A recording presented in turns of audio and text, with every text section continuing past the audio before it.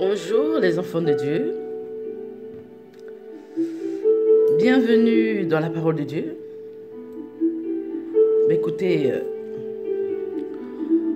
aujourd'hui, excusez-moi pour ma voix, ma voix est cassée, j'ai attrapé la crève.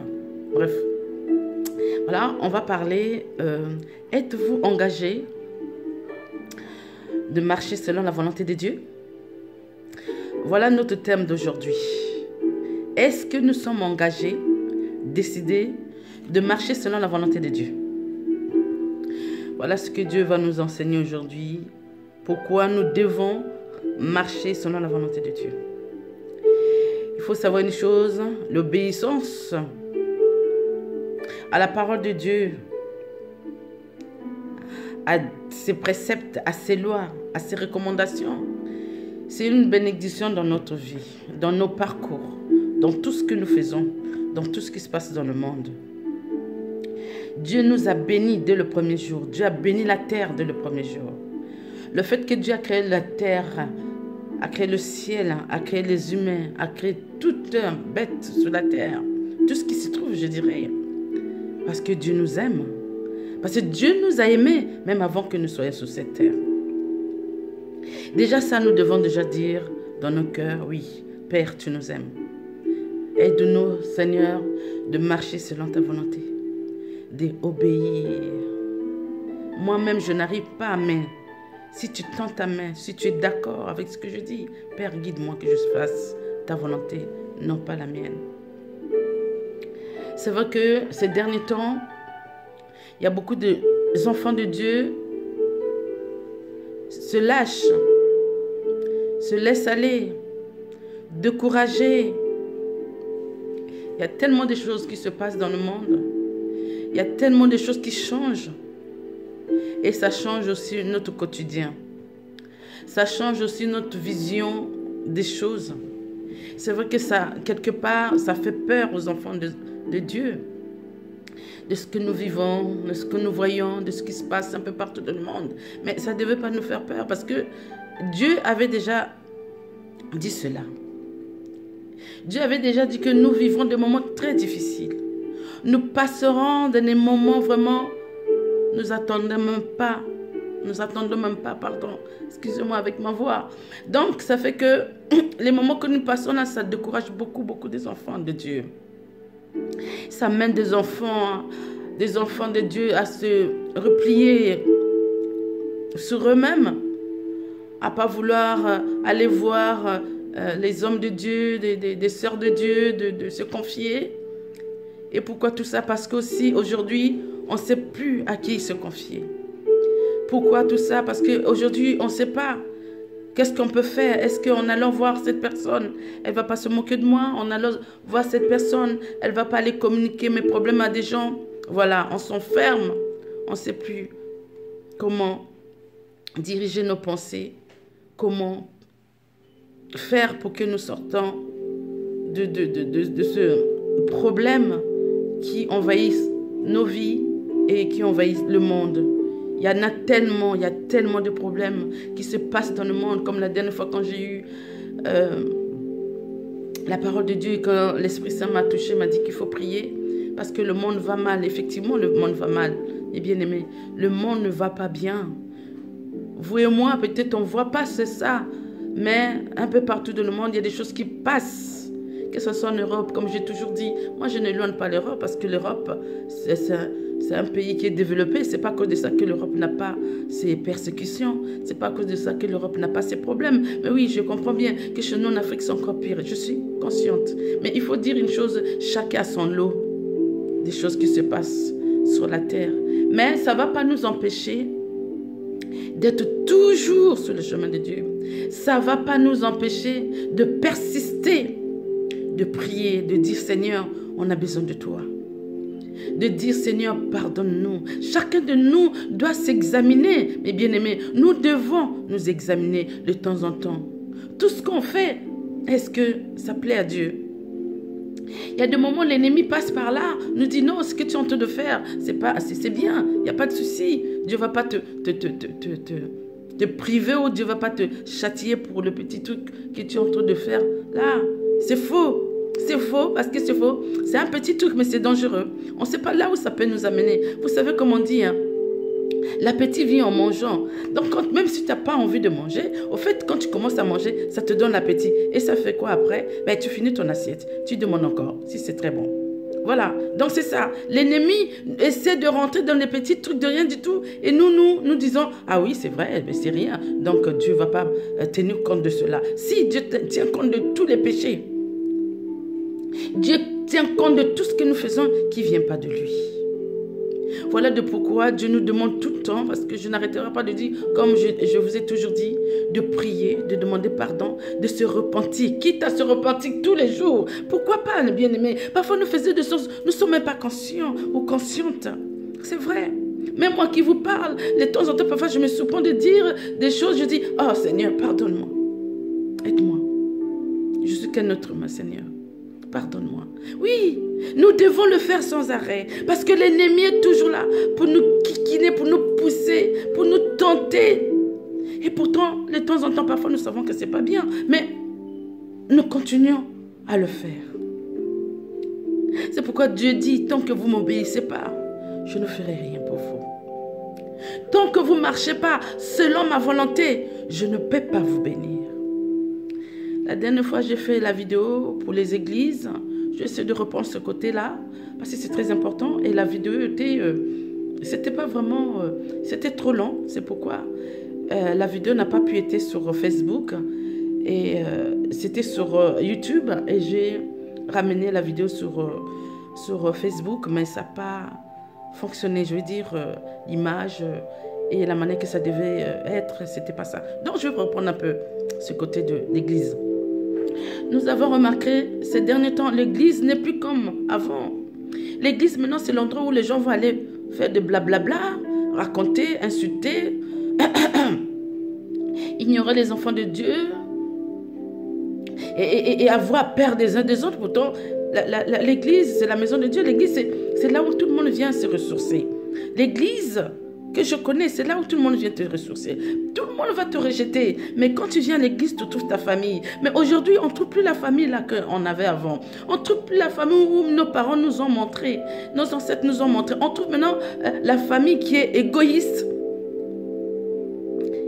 qui est méchant, qui est jaloux, qui est haineux, qui pense beaucoup de choses qui ne pouvaient même pas vraiment être dans l'église. C'est des choses où on trouve, excusez-moi le mot, chez des païens. Parce qu'ils peuvent dire, oui, je peux le dire, moi je ne crois pas à Dieu. Mais vous, moi, nous croyons à Dieu. Nous devons tenir notre langue. Nous devons vraiment tenir notre langue avant de dire quoi que ce soit. Avant de haïr sa soeur, son frère. Ce n'est pas parce que vous êtes à l'église, vous êtes responsable, que vous allez prendre les autres comme des moins que rien. Ce n'est pas parce que vous êtes à l'église, on vous a donné un poste, que vous traitez les autres comme moins que rien. Ce n'est pas parce que vous avez fait un petit groupe entre vous, que les autres qui arrivent, vous ne les considérez pas. Non, ça c'est pas vraiment l'église de Dieu.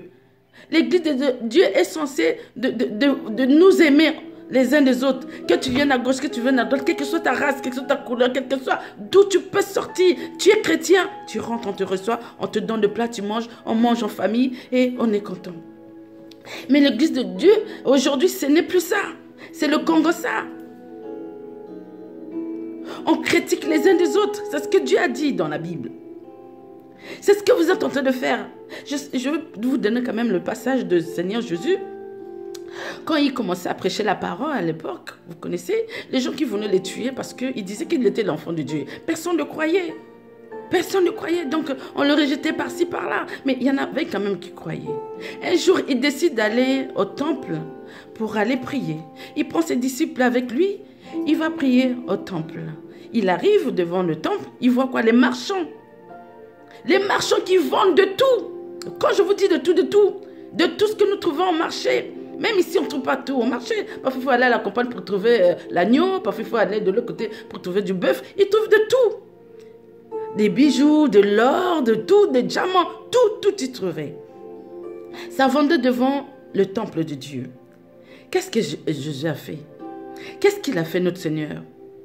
Il n'a rien dit. Mais il était en colère. Il était tellement en colère. Il a renversé toutes les tables qui étaient là. Il chassait tout le monde. partez, sortez. Ne restez pas là. C'est pas l'endroit pour vendre. C'est pas l'endroit pour faire ci. C'est pas l'endroit pour faire ça. Voilà, l'église d'aujourd'hui, c'est ça. C'est ça. En fait, on va à l'église pour aller vendre le Congo ça. On va à l'église pour aller vendre l'histoire de l'autre. On va à l'église pour aller critiquer. On va à l'église pour discriminer les autres. En fait, l'église appartient à qui? L'église appartient à Dieu. Voilà comme nous sommes devenus aujourd'hui. Soit disons, on va à l'église. Je vous avais déjà dit un jour. Je vous avais déjà fait cette vidéo en disant, c'est pas parce que vous allez à l'église que vous êtes bénis, que vous êtes sauvés. Non. Oh non. Ne vous y trompez pas. C'est pas parce qu'on fait des groupes où on se retrouve de temps en temps, on prie, que Dieu va vous sauver dans votre maladie, dans vos problèmes, va vous guérir, je sais pas quoi d'autre que vous avez. Ça se passe pas comme ça. Donc, ce n'est pas le fait que vous allez à l'église que vous êtes sauvés. Ce n'est pas le fait que vous trouvez entre vous, vous priez, que Dieu va accepter vos paroles, vos prières. Vous savez pourquoi? Parce que votre cœur est dur. Votre cœur est très méchant. Vous haïssez des autres, vous éloignez des autres, vous méprisez, vous parlez, vous accusez, vous abîmez les autres par votre langue de vipère. Qu'est la méchanceté, qu'est la jalousie. Dieu n'est pas jaloux de quiconque. Dieu ne fait pas de discrimination de ses enfants. Dieu ne nous a pas séparés. Mais regardez notre histoire, regardez l'histoire du monde. Nous, on est les Noirs, on était de l'autre côté. Les Blancs, ils étaient de l'autre côté. Même aujourd'hui, on vit des moments difficiles. Mais qui nous a regroupés, à votre avis? Qui nous a mis ensemble? Qui a voulu que nous vivions dans la paix, dans la joie? Mais c'est Dieu. Comment Dieu a pu guider ces gens-là pour venir en Afrique pour nous chercher? Même si aujourd'hui, c'est vrai qu'on vit des moments, on dit des choses parfois qui choquent, qui font mal. On n'a pas de choix, c'est la vie d'aujourd'hui. Mais il faut voir le commencement de la terre. Dieu nous a tous aimés. Dieu avait voulu qu'on se retrouve tous, les noirs, les blancs, pour qu'on vive dans la paix, dans la joie. Mais vous savez, l'ennemi est toujours là pour détourner le chemin de Dieu. L'ennemi est toujours là pour détourner la loi de Dieu. Et ça s'est passé, comme vous le savez, où nous vivons aujourd'hui. Mais ce n'est pas à cause de ça que Dieu a détruit le monde. Ce n'est pas à cause de ça que Dieu arrête de bénir ses enfants. Dieu continue toujours à bénir, oui. Dieu n'a pas arrêté de bénir. Dieu continuera toujours parce qu'il a seulement une seule parole. Mais à condition, comme j'ai toujours dit, tout est avec condition. Excusez-moi. À condition que vous obéissez. Tant que vous n'obéissez pas à la parole de Dieu, comme je vous ai toujours dit, on n'ira pas loin. On va tourner devant la piscine, on va tourner. Personne ne va tomber. Parce que Dieu veut que nous tombions dans la piscine pour être bénis dans son sang. Et mais si nous tournons, personne ne va. Comme le vieux qui était malade pendant des milliers d'années. Tout le monde venait rentrer dans l'ordre de bénédiction, mais lui, il était là, il ne pouvait pas. Parce qu'il n'avait pas pris le courage, parce qu'il n'avait pas décidé, parce qu'il ne s'est pas engagé dans la parole de Dieu, parce qu'il ne croyait pas, peut-être pas à fond, parce qu'il n'était pas enraciné dans la parole de Dieu. Parce que quand tu crois, quand vraiment on a la foi, on demande à Dieu de nous aider. On marche selon la volonté de Dieu. Et oui, Dieu va nous aider, Dieu va nous guider pour que nous marchions selon sa volonté. Mais si nous ne voulons pas faire des efforts de notre côté, nous ne faisons pas notre part, Dieu ne pourra pas nous aider. Il faut pas vraiment penser que si vous êtes là, vous ne faites rien, Dieu va venir à votre aide. Parce qu'on a entendu, je me rappelle que je parlais avec une fille au magasin, au salon, que je coiffais. L'esprit m'est venu en me disant, demande-la. Pourquoi elle est comme ça? Je ne comprenais pas. J'ai refusé de demander à cette fille. Et l'Esprit Saint disait toujours, demande-la. Pourquoi elle est comme ça? Et je lui ai demandé, je dis, ma soeur, pourquoi tu es comme ça? Elle tourne la tête, elle tire sa tête. Elle dit, pourquoi tu me poses cette question? Tu ne me connais pas? Je dis, oui, mais moi je suis croyante. C'est Dieu qui est en train de me parler. Et je continue encore. C'était la première fois que vraiment j'écoute l'Esprit Saint au début, comme ça. Et puis il dit, demande-la, pourquoi elle est dure de cœur? Et je lui dis encore, pourquoi tu es dure de cœur? Ah là, elle s'est mise à pleurer. Elle dit, mais tu ne me connais pas.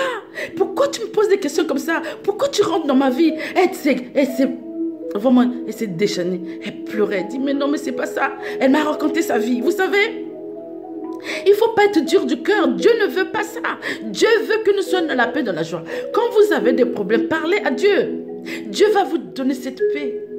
Quels que soient vos problèmes, on a tous des problèmes. Oui, il y en a qui ont beaucoup de problèmes que moi, que d'autres. Oui, c'est vrai, mais il faut être forte. Dieu nous a donné l'esprit d'être fort.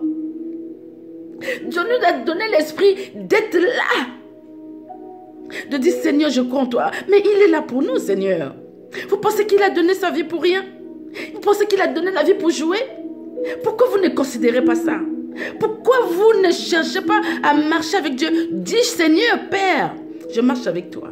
Montre-moi ta volonté. Manifeste ta puissance dans moi, ta fille, ou dans moi, ton fils. Voilà. Excusez-vous, pardonnez, repentissez et demandez l'aide de Dieu. Ne continuez pas dans le chemin qui n'est pas la vôtre. Ne cherchez pas à calomnier ou bien abîmer l'autre parce qu'elle est ça, elle est ci, parce qu'elle a ci, parce qu'elle a ça, ou bien de celui-là parce qu'il a ci. Je vous ai déjà dit, c'est pas la peine de jalouser les autres. Si vous avez besoin, demandez à Dieu, c'est Dieu qui vous a créé, c'est pas cette personne qui vous a créé. Ah oui, non mais écoutez, Dieu nous a créés tous. Chacun son parcours avec Dieu. N'en voulez pas à cette personne, n'en voulez pas à son frère, n'en voulez pas à cette soeur. C'est Dieu qui nous a créés. Alors prenez-vous à Dieu. Dites, Seigneur, voilà pourquoi moi je suis comme ça. Dieu vous parlera. Vous ne croyez pas. Voilà pourquoi vous n'avez pas la réponse de Dieu. Vous ne croyez pas. Voilà pourquoi vous êtes là où vous êtes. Vous ne croyez pas parce que vous êtes tout en train de raconter, de chercher des problèmes. Et voilà, ça ne marche pas. Et quand vous parlez de Dieu, ah Dieu, ah ceci, ah cela, vous attendez quoi? De vous engager. Vous attendez quoi? De demander pardon. Vous attendez quoi? De mettre vos genoux par terre, demander pardon, dire Seigneur aide-moi. Vous attendez quoi? Vous attendez quoi? Que vous soyez gravement malade? Pour ceux-là qui sont malades, vous attendez quoi? D'ouvrir vos cœurs pour que Dieu puisse vous bénir. Vous attendez quoi? Vous pensez le fait d'haïr, de mépriser, de jalouser, de parler, ça va vous amener quelque chose de bon? Non, au contraire, vous descendez dans le fossé. Vous n'avancerez pas parce que Dieu ne prend pas compte de ce que vous dites. Dieu n'est pas content. L'Esprit Saint n'est pas content. Vous êtes en train de mettre Dieu en colère petit à petit. Vous êtes en train de vouloir que Dieu soit jaloux par rapport à votre comportement. C'est pas bien. Mais bien aimé, c'est pas bien. Il faut changer. Nous devons changer. On arrive à un moment où l'esprit de jouer, de faire ceci, de parler, de suivre les autres ou bien de... Non! Il faut sauver sa vie. Nous sommes, nous autres là, les prédicateurs, les pasteurs, tout ça. Dieu nous appelait pour vous édifier, pour vous guider. En tout cas, personnellement, c'est tout ce que Dieu m'a demandé. Moi, je ne peux pas faire plus que ça. Vous savez, il faut savoir une chose. Que ce soit dans les églises, que ce soit partout où vous allez. Vous pouvez changer les églises. Vous pouvez aller n'importe où vous voulez, dans tous les groupes du monde. Mais il faut savoir une chose, il n'y a qu'une seule personne qui bénit, qui sauve, qui guérit, qui élève. C'est Seigneur Jésus. C'est notre avocat. C'est par lui que notre paix vient. C'est par lui que notre joie est là. C'est par lui que nous avons la possibilité de faire des choses grandes, comme il l'avait dit. C'est par lui que nous guérissons des maladies. C'est par lui que Dieu nous sauve de l'emprise de l'ennemi. C'est par lui que Dieu nous change complètement. On est une autre personne qu'auparavant. Mais si vous ne croyez pas à ça, vous allez tourner devant la piscine et vous ne tomberez pas. Vous ne tomberez pas, pardon. Parce qu'il faut tomber, il faut se mouiller. Si vous ne mouillez pas, vous faites votre orgueil. Moi, ceci, qu'est-ce qu'elle raconte? Je sais tout. Oui, mais vous pouvez savoir la parole de Dieu, vous pouvez connaître la parole de Dieu. Mais si vous ne marchez pas comme lui veut, vous pensez que ça va arriver, ça rime à rien, à zéro, nada. Il y a une chose que nous devons garder dans notre cœur. C'est le seul qui nous guérit. C'est le seul qui bénit. Ce n'est pas des pasteurs. Ce n'est pas moi. Ce n'est pas les hommes ou les femmes de Dieu. La bénédiction de Dieu vient de lui-même. C'est Dieu parcourt. Il rentre à travers ses enfants pour vous bénir. Et pour vous bénir aussi, il faut que nos pasteurs, nos sœurs comme moi, que quelqu'un puisse suivre la parole de Dieu, puisse être comme Dieu demande. À partir de là, les bénédictions de Dieu vont tomber, ça va couler sur lui et sur vous, comme de l'eau vive. Mais s'il n'y en a pas, nous pouvons prier, nous pouvons plier les genoux, nous pouvons tout faire pleurer, rouler, habiller avec les sacs, comme c'est dit dans la Bible, mettre la poudre de cheminée pour que Dieu puisse nous entendre. Dieu n'entendra personne. Zéro, nada. Parce que nous ne faisons pas ce qu'il veut. Par contre, si nous marchons selon la volonté de Dieu, nous avons des bénédictions. Il a dit, Dieu ne ment pas. Si je suis devant vous, mes frères et sœurs, je sais que je ne plais pas à tout le monde. Ça, je sais. Je sais, il y en a aussi qui me prennent pour un imposteur, je ne sais pas, tout ce que vous voulez. Mais je ne suis pas là-bas. Au fait, ça rentre ici, ça sort de l'autre côté. Je ne suis pas là-bas, moi. Moi, je fais ma part. Comme Dieu a dit, faites votre part. Moi, je ferai la mienne. Vous aussi, vous devez faire votre part. Dieu va faire aussi pour lui. Et nous devons commencer déjà. Vous ne pouvez pas, comme un enfant, tu dis à l'enfant, voilà, chérie, je vais te donner un bonbon. Oui, maman. Oui, papa. Alors, si tu me fais ça, tu laves ma voiture, tu prends l'aspirateur, tu nettoies ma voiture, je vais te donner un bonbon. Vous êtes déjà content ou contente que le petit a dit oui. Maintenant, vous laissez l'enfant aller faire ce que vous lui avez demandé, croyant qu'il est en train de le faire. Et il revient et dit, maman, vraiment, j'ai fini, oh papa, j'ai fini. Tu l'as fait, oui. Mais comme nous sommes des parents, on va le vérifier si vraiment l'enfant l'a fait. En arrivant comme ça, l'enfant n'a pas fait. Vous allez donner le bonbon à votre enfant? Répondez-moi. Est-ce que vous allez donner le bonbon à votre enfant? Non, nada. Vous allez lui dire quoi? T'as pas fait ta part, mon fils. T'as pas fait ta part, ma fille. Tu dois nettoyer pour que je te donne ton bonbon. Même plus si tu veux. Mais nettoie d'abord. Et quand il nettoie, il va pour la deuxième fois. Il nettoie. Vous allez même donner plus que ça. Parce qu'il a obéi. Le plaisir de donner. Il a demandé, vous avez proposé un seul bonbon. Mais il est allé faire en deuxième fois. Vous étiez tellement contente, vous allez même lui donner plus que ça. Voilà comment Dieu est avec nous. La première fois, il vous demande, suivez, vous ne suivez pas. La deuxième fois, quand il vous demande, allez, faites-le. Efforcez-vous, demandez l'aide à Dieu. Je sais très bien, par nous-mêmes, nous ne pouvons pas. Même moi, je suis avec vous là. Si ça ne venait pas de Dieu, je ne serais pas là. Vous êtes quand même conscient pour ça. Vous êtes quand même conscient que ce n'est pas n'importe qui peut venir là, au moins que ce soit des imposteurs. Je ne serai pas là. Parce que je sais, je fais ça pour mon Dieu. Je veux sauver le maximum des enfants de Dieu, les mettre sur le chemin. Et c'est Dieu qui bénit. Ne vous y trompez pas. C'est Dieu qui bénit par rapport à votre marche avec Dieu. C'est par rapport à votre comportement avec Dieu. C'est par rapport à ces règles que vous devez suivre. Et l'amour des uns et des autres. N'empêchez pas les autres d'évoluer. N'empêchez pas des gens d'évoluer. Excusez-moi. N'empêchez pas des gens vraiment d'aller dans le chemin de Dieu. Guidez-les. Ne les détournez pas. Ceux-là qui connaissent la parole de Dieu.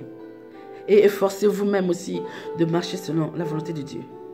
N'oubliez pas que le diable, le Satan, l'ennemi, est toujours là, tout le temps, en train de nous taquiner, en train de nous pousser, en train de nous exciter, en train de nous mettre en colère pour qu'on nous péchons, pour que Dieu nous bannisse. Mais Dieu ne laisse pas ses enfants. Il a dit, celui qui marche avec moi, je serai avec lui jusqu'au bout. Même quand l'ennemi vient nous tenter, Dieu nous a donné des armes. Je vous ai déjà dit, on a des armes pour combattre ça. Les armes, c'est quoi à votre avis? La première chose, c'est répéter ce que Dieu nous a donné. De combattre, d'annuler, de chasser, de dire que je suis l'enfant de Dieu. Tu ne fais pas partie de ma vie. Toi, le diable, tu ne fais pas partie de ma vie. Tu es sous mes pieds et tu restes là-bas. Tu ne bouges pas au nom de Jésus. Tout le temps, nous devons répéter ça, qu'on doit manifester ça. On doit pratiquer ces paroles. Que je suis l'enfant de Dieu, je n'ai pas peur de toi. Que je suis l'enfant de Dieu, tu ne peux rien me faire. Que je suis l'enfant de Dieu, que je me bats et je me battrai jusqu'au bout. Que tu ne rentres pas dans ma tête, tu ne rentreras pas dans ma vie, tu ne rentreras pas par-ci, tu ne rentreras pas par-là. Même si tu touches des gens de ce monde, au nom de Jésus, ça ne me fera rien. Rien et rien. Nul. Zéro. Pourquoi? Parce que nous avons la ferme assurance que le Seigneur est présent. L'Esprit Saint est en nous. Quand nous marchons, l'Esprit Saint est en nous. Alors, je ne vais pas rester longtemps. Je vais vous donner mon histoire propre, mon histoire.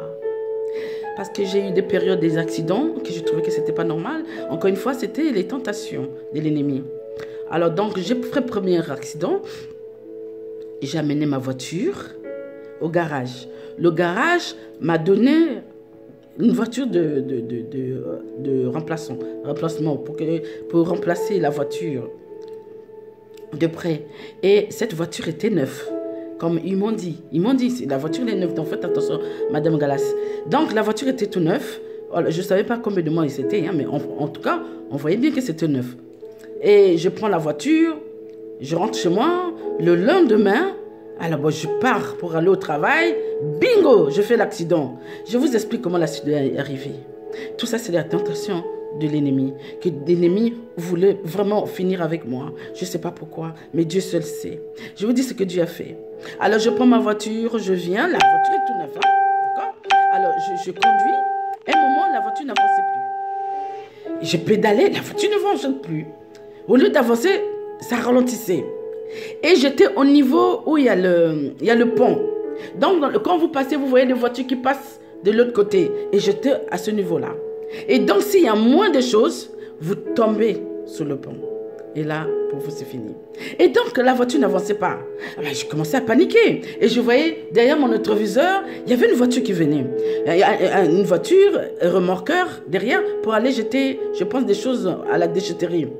Et je ne savais pas quoi faire. J'étais là en train de pomper, mais la voiture n'avançait pas. Et je pense, le mec qui n'a pas fait attention aussi, il est venu, il m'a pris derrière. Ma voiture a pris la direction de tomber traverser le pont. Et j'ai vu que ma voiture allait à côté du pont pour traverser. J'ai fermé mes yeux. Je me suis collé contre moi, mais je dis, Seigneur Jésus. Quand je dis ça, mes yeux fermés, je sentis que ma voiture était déplacée. J'ai senti comment on l'a laissé bien devant et on l'a bien rangé pour que ça soit droit. Et quand j'ai enlevé, j'ai ouvert mes yeux, ma voiture était bien arrangée. Le mec, sa voiture était capote. Et ma voiture à moi aussi capote. Vous imaginez? Lui et moi, on n'a rien eu. Mais nos voitures à deux, c'était fini. Je ne savais pas, en fait. Il y avait la fumée qui sortait devant la voiture du monsieur. Moi, ça a pris à côté. Ça avait aussi la fumée. Ça rentrait même dedans jusqu'à ce que je suis sorti parce que je commençais à sentir l'odeur. De peur, peut-être que si ça flamme, je ne sais pas quoi. Et quand le garage est venu chercher la voiture, après leur contrôle, ils m'ont dit, Madame Galas, vous avez cassé la voiture ne peut plus marcher. Et on vous a dit, il n'y a pas longtemps qu'on l'a achetée. Vous imaginez? C'était la voiture ou ma vie. Je ne sais pas, mes bien-aimés. Je ne sais pas si c'est ça qui va vous encourager, qui va vous permettre de s'engager avec Dieu. Parce qu'il y a des choses que nous vivons, nous ne savons pas d'où ça vient, mais c'est l'ennemi. C'est des gens du monde. C'est tous ceux qui pratiquent. C'est tous ceux qui vous veulent du mal. C'est toutes ces personnes qui font des cantations à vos noms, à votre vie. Parfois, c'est par jalousie. Vous n'avez rien fait. C'est seulement la jalousie qui peut vous amener à la mort. C'est la jalousie qui peut vous détruire. La jalousie fait beaucoup de choses. Voilà mon témoignage, bien-aimé. En tout cas, je prie pour vous. Je prie pour vous tous. Que Dieu puisse vraiment ouvrir votre cœur. Que Dieu puisse enlever le voile, que vous pouvez voir les bontés, la joie, la paix et la puissance de Dieu et la bénédiction de Dieu. Dieu sauve, Dieu aide, Dieu élève. N'oubliez pas ça. Je vous aime. À bientôt mes frères et sœurs. À bientôt. Restez dans la paix, dans la joie. Et courage pour ceux-là qui passent des moments difficiles. Amen.